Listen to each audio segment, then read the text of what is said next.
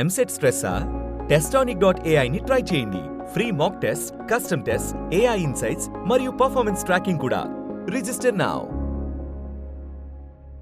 ఈ సినిమాకున్న casting plus points కానీ ఇవన్నీ చూసుకుంటే ఇది ఓన్లీ తెలుగునే కాకుండా వేరే లాంగ్వేజ్లో రిలీజ్ చేయడానికి కూడా స్కోప్ ఉంది దీనికి.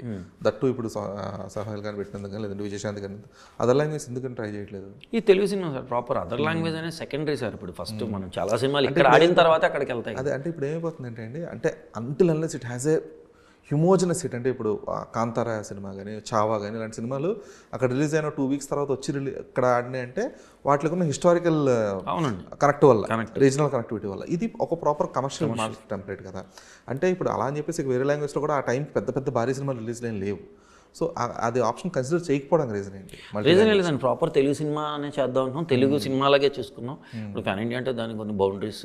పాన్ ఇండియన్ కదా, అట్లీస్ట్ డబ్ వర్షన్స్ కానీ అట్లా అన్న. డబ్బుడు హిందీ రిలీజ్ చేస్తున్నారు అనుకుంటారు, డబ్బుడు వెర్షన్ అంటే మేబీ లేట్ ఉంటుంది. బట్ మేమైతే తెలుగు సినిమాలకి కన్సిడర్ ఫస్ట్ నుంచి కూడా ప్రాపర్ ఫస్ట్ తెలుగు సినిమా చేద్దాం, తర్వాత అది బాగుంటే అది తర్వాత ముందే పాన్ ఇండియా అని దాన్ని కొన్ని ఓవర్ చేసి అవి వద్దనుకుని ఫస్ట్ నుంచి అందరూ అనుకున్నాం సార్ ప్రాపర్ ఫిల్మ్ తీయాలి మనకి. అంటే మేడం ఇక్కడ చాలా రోజులు ఏం చూసి కళ్యాణ్ సార్ యాక్షన్ చేసి చాలా రోజులు అయింది. అతను ఒకటే తర్వాత ఫెరోషియస్గా మాసివ్గా లేరు కదండి.